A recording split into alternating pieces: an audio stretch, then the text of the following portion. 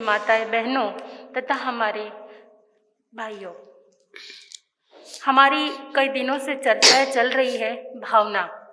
भावना अर्थात हमारे जो भाव भ्रमण है उसका क्या करना, जो भाव बिगड़ रहे हैं उनका शुद्धिकरण करना या उन भावनाओं में रमन करना जो हमारे लिए हितकारी है और उन भावनाओं का परित्याग करना जो हमारे पाप कर्मों को या दुष्कर्मों को बढ़ावा देती है। 12 भावनाएं हैं और हम अनित्य भावनाओं की चर्चाएं कर चुके हैं। जो क्या है, शरीर हमारा नश्वर है, संसार के पदार्थ मात्र हमारे शरीर चलाने के लिए होते हैं, वे हमारे अशरण भावना अर्थात संसार में कोई भी शरण नहीं है, अपितु शरण अगर कोई है तो वो सिर्फ तीर्थंकर परमात्मा, सिद्ध परमात्मा। संसार में संसार भावना अर्थात हमारे जन्म मरण के चक्र को तोड़ने वाली भावना। एकत्व भावना अर्थात मृगा पुत्र ने भाई थी, आत्मा एक है और उसे वह अकेली आई है, अकेले उसे जाना है।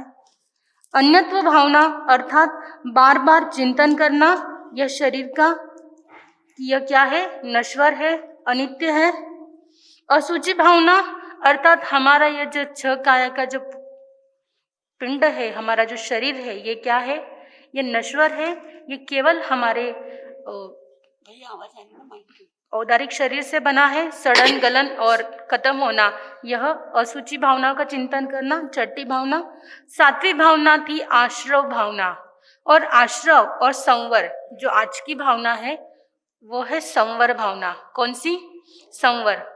आश्रव अर्थात कि एक नदी है और नदी में एक नाव चल रही है, नाव के अंदर आए हुए पानी को, आई हुई गंदगी को रोकना। पानी आना अर्थात है आश्रव, पानी आना अर्थात आश्रव, और उस पानी को बार बार निकाल के बाहर डालना या उस पानी को अंदर नहीं आने देना, उसे रोकना अर्थात संवर। जिस तरह से आप 1 घंटे की सामायिक करते हैं अर्थात आप अपने आत्मा के गुणों को बार बार प्रकट करते हैं, कर्मों के बंधनों को रोकते हैं, अर्थात आप क्या कर रहे हैं, सामायिक के माध्यम से संवर भावना कर रहे हैं।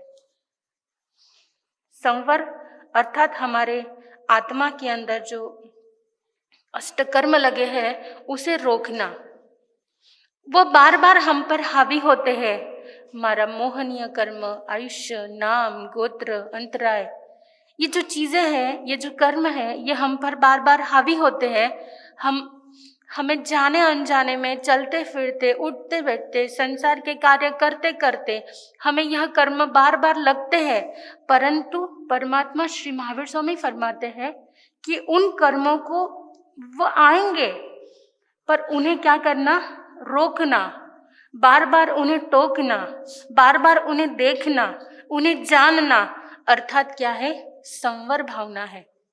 संवर अभी तक की जितनी भावनाएं की चर्चा की उसमें सबसे महत्वपूर्ण अगर किसी भावना पर हमें चिंतन करना है तो वह है संवर भावना, अर्थात हमारे आत्मा पर लगे हुए बार बार जो कर्म है, आवरण है, उन्हें रोकना, और जो लगे हैं उन्हें त्याग, संवर के माध्यम से, उन्हें दान के माध्यम से जो हमने कर्म किए हैं उन्हें भोगना, परंतु आगे और ना लगे, आगे और मोहनीय कर्म का आवरण या दर्शनावरणीय कर्म का आवरण या ज्ञानावरणीय कर्म का आवरण और ज्यादा न आए, अर्थात उस जहाज में और गंदगी, कीचड़ बाहर से न आए, उनको क्या कर दो, रोक दो, अर्थात है संवर भावना। यह संवर भावना हमारे यहाँ पे हरिकेश मुनि ने भाई थी, ऐसा आगमों में वर्णन है। एक बार एक सज्जन अपने पुत्र को लेकर महाराज जी के दर्शन के लिए आए और कहने लगे कि महाराज सा, यो मारो बेटो है आणि यो कई करे स्थानक में आवे ज नहीं, पचकान नहीं लेवे, त्याग नहीं लेवे।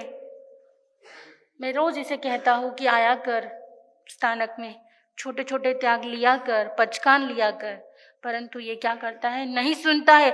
महाराज सा, इसको पचकान करा दो, स्थानक रा पचकान कराई दो, प्रतिक्रमण करण रा पचकान कराई दो, या सामयिक करण रा पचकान कराई दो। गुरु जी कह रहे थे कि भाई हम पचकान तो नहीं कराते किसी को, जबरदस्ती तो कराते ही नहीं है। अगर आपकी भावना अगर बनी तो ये कर लेगा। व्यक्ति फिर से थोड़ी सी रोष आवाज में कहता है कि महाराज सा अब लायो है इन्हें में, अबे अगली बार लाउनर नहीं, अबे लाए अबे बुलाउन थानो काम, अबे मारो काम नहीं कि मैं इन्हें घड़ी घड़ी स्थानक में बुलाऊ। बच्ची को महाराज साहब ने पास में बुलाया और कहा कि बेटा तुम्हें पचकान पसंद नहीं है? तो वो बेटा कहता है नहीं महाराज साहब, जो भी महाराज साहब आते हो क्या करते, पचकान देते हैं और मुझे पचकानों से बहुत डर लगता है, मैं तो कोई पचकान लेने वाला नहीं। पचकान की बात आप बाजू में रखो और दूसरी बात करो।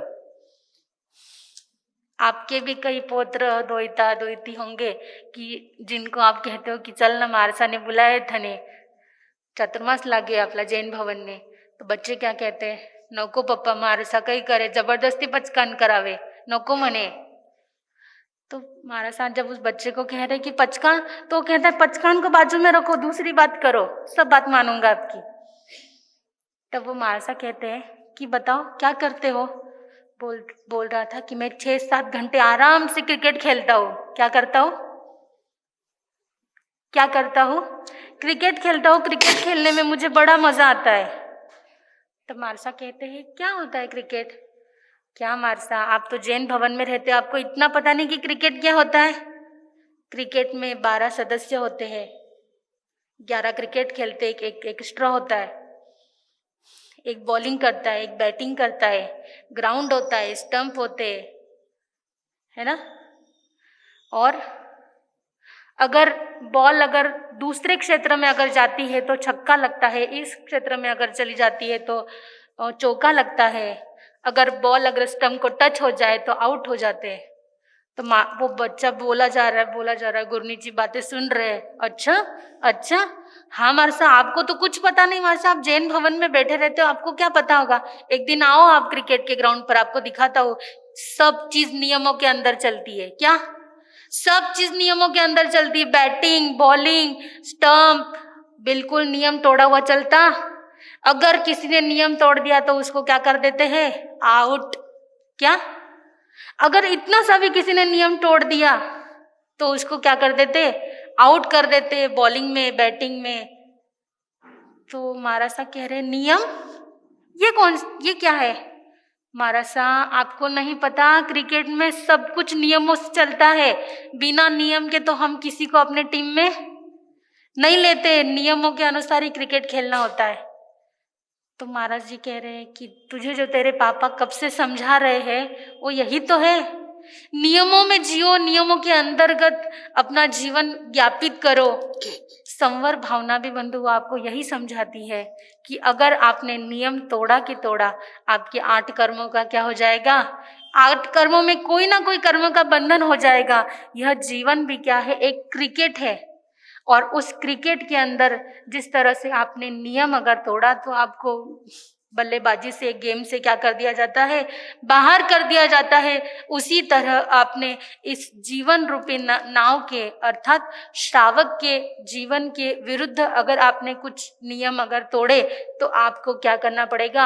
आउट। अर्थात आपको कर्मों का भुगतान करना पड़ेगा। अर्थात आपकी आत्मा पर वो कर्म चिपक जाएंगे, अशुभ कर्म, जो क्या हो जाएंगे? भव भव तक उन कर्मों से आपको छुटकारा नहीं मिल सकता है। यह जीवन भी क्या है? एक क्रिकेट है। एक कवि ने अपनी कविता के माध्यम से भावनाओं का चित्रण कराया है। यह जानना पहचानना ही ज्ञान है, श्रद्धान है, केवल स्वयं की साधना आराधना का ध्यान है।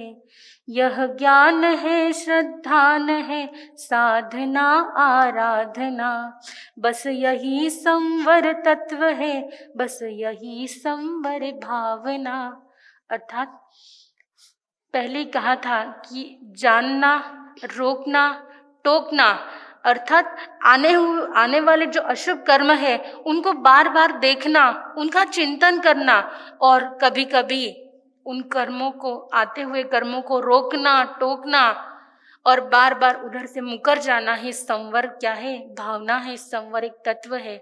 हमारी आत्मा पर अशुभ कर्म ना लगे, हमारी आत्मा इस क्रिकेट की गेंद से आउट ना हो जाए, इसलिए गुरुजन आपको बार बार समझाते हैं कि आप क्या मत हो जाओ, आउट मत हो जाओ, कर्म का बंधन मत करो। मुझे बताओ, आप अगर कोई लाख रुपए अगर ले के जा रहे हैं बैंक में भरने के लिए, आप कितनी सेफ्टी से लेके जाते हैं? क्या आप पैदल चलते चलते जाओगे बैंक तक? नहीं, आप गाड़ी में जाओगे, 4 व्हीलर गाड़ी में, और इतने पैक उस बैग को पकड़ोगे कि वो बैग में क्या है? लाख रुपए है, और कोई भी मेरे पैसों को क्या कर लेगा? चोर लेगा, कोई भी मेरे से छीन लेगा, और मेरा तो क्या हो जाएगा? नुकसान हो जाएगा। बंधुओं, उन पैसों को इतना जपते हो कि वह पैसे कोई छीन ना ले, कोई उसे आपसे लूट ना ले, आप बार बार ध्यान रखते हो। तो उसी तरह हमारी आत्मा पर लगे हुए पुद्गलों को रोकना क्या है? संवर है। एक बार की घटना है, एक बीड़ जैसा एक नगर था, और वहां पर रात्रि में किसी घर में क्या घुस गए? चोर घुस गए।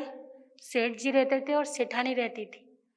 रात्रि में घर में चोर घुसे, और हमारी जो सेठानियाँ हैं उनकी जो नींद होती है वो कैसी होती है? फटाक से जगने वाली होती है। जैसे हमारे शास्त्रों में वर्णन आया है, काक चेष्टा बको ध्यानम श्वान निद्रा ततश्चय, अर्थात जिस तरह से कुत्ते को अगर थोड़ा सा भी आहट लगे तो उसकी नींद खुल जाती है, उसी तरह हमारी बहनों का होता है, थोड़ी सी भी आहट हो जाती है तो नींद खुल जाती है। और हमारी महिला को आहट हुई, उस घर की महिला को, और उसने देखा और अपने महाशय को जगाने की कोशिश की कि देखो देखो, घर में कोई तो घुस रहा है, मुझे कुछ तो आहट हो रही है। सेठ जी कहते हैं रुक जाओ, उठता हूँ। महिला कह रही है वो घर में घुस गया। सेठ जी कहते हैं अभी रुक, मैं उठता हूँ। उसने घर में सब चेकिंग की और देखा कि कहाँ तिजोरी है। अपने जेब से चाबियां निकाली और 2-3 चाबी लगा के देखी, और सेठानी कह रही देखो वो तिजोरी खोल रहा है। सेठ जी कहते रुक, अभी उठता हूँ। सारा माल ताल जो था वो अपने बैग में भर लिया। सेठानी कहती है देखो, सेठ जी क्या बोल रहे, रुक अभी उठता हूँ। और जैसे ही वो उस माल को लेके भाग गए, सेठ जी बोल रहे कि हाँ क्या हुआ? सेठानी कहती है अभी सो जाओ, अभी क्या करो, अभी सो जाओ, जो होना था वो हो गया, जो लेके जाना था वो लेके गया। पहले अगर तुमने रोका होता, टोका होता, बोला होता तो क्या नहीं होता? ये नुकसान नहीं होता था, आज घर में चोर नहीं आता था, माल नहीं लेके जाता था, परंतु तुम्हारे न रोकने से, न टोकने से, न बोलने से वो तो आया और सारा माल लेके चला गया। तो बंधुओं, ये संवर भावना भी हमारी आत्मरूपी तत्व पर अगर आश्रव का अगर कीचड़ लगता है तो संवर रूपी भावना हमें यही समझाती है कि क्या करना है? बार बार रोकना है, टोकना है, बार बार मुकर जाना है, परंतु हमारी आत्मा पर अशुभ पुद्गल ना लगे, उसके लिए हमें बार बार क्या करना है? प्रयत्न करना है कि हमारी आत्मा बार बार उस भवरूपी दलदल में ना फंसे। इतना कहकर अपने वक्तव्य पूर्ण करती हूँ।